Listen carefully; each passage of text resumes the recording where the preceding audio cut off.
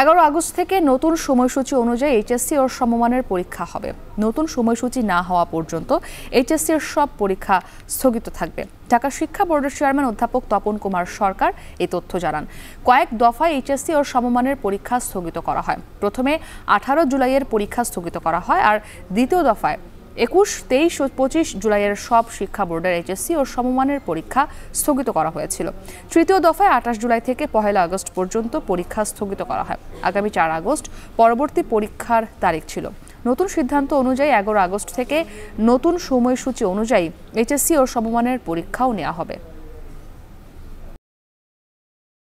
যে স্থগিত পরীক্ষাসমূহ সেগুলো আমরা পুনরায় 11 আগস্ট থেকে শুরু করার পরিকল্পনা করেছি। আমরা নতুন শিডিউল প্রস্তুতি করছি। হয়তো 2-1 দিনের মধ্যে আমরা এই শিডিউল ঘোষণা করব।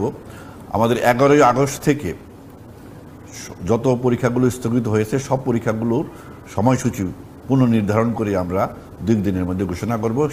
সেই অনুযায়ী আমাদের সবার শেষে আমাদের ব্যবহারিক পরীক্ষা চলে যাবে।